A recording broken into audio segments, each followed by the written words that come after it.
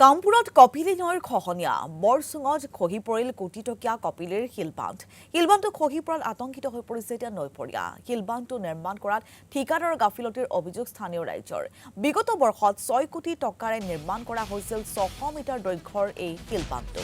আৰু বৰচুঙত খহি পৰিল কোটি টকীয়া এই প্ৰকল্পটো আমি সেই দৃশ্য আপোনালোকক দেখুৱাইছো।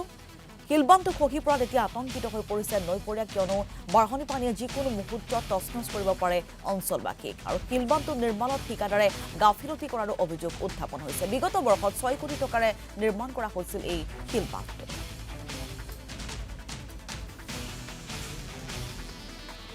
আৰু সেই দৃশ্য আমি আপোনালোকক দেখুৱাইছো। কপিলী নৈৰ সংঘাৰ অব্যাহত আছে আৰু তেনে সময়ছোৱাতেই বৰচুঙত এয়া কোটিটকীয়া কপিলীৰ শিলবান্ধ খহি পৰিছে, কিয়নো বৰ্তমান সময়লৈকে এই শিলবান্ধটো নিৰ্মাণৰ ক্ষেত্ৰত পুনৰ নিৰ্মাণৰ ক্ষেত্ৰত কোনো ধৰণৰ ব্যৱস্থা গ্ৰহণ কৰা নাই। যাৰ পৰিপ্ৰেক্ষিতত এতিয়া নৈপৰীয়া ৰাইজ আতংকিত হৈ পৰিছে, কিয়নো যিকোনো মুহূৰ্তত যিকোনো অঘটন সংঘটিত হ'ব পাৰে।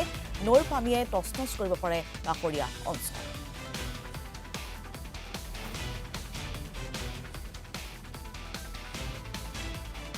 এই বান্ধটো 600 মিটাৰ চেংচন কৰা হৈছিল। 600 মিটাৰত 6 কোটি টকা। 6 কোটি টকাৰ কাম চৰকাৰে ইয়াত কৰিলে যদিও কামটো যি ধৰণে হ'ব লাগিছিল সেইধৰণে নহ'ল। তলৰ পৰা নাহিল আৰু ওপৰৰ পৰাও ওপৰলৈ নাহি পেলাই তাতে মাটিহে জপালে। মাটি জপোৱাৰ কাৰণে এইটো আজি খহি যাবলগীয়া হ'ল। ইয়াত বহুত এটা বিয়াগম কেলেংকাৰী হৈছে। এই কেলেংকাৰটো বৰ্তমান চৰকাৰ থ্ৰুৱেদি বৰ্তমান জলসম্পদ মন্ত্ৰী পীযুষ হাজৰিকাৰ দ্বাৰা এইটো আমি তদন্ত হোৱাটো বিচাৰিছোঁ।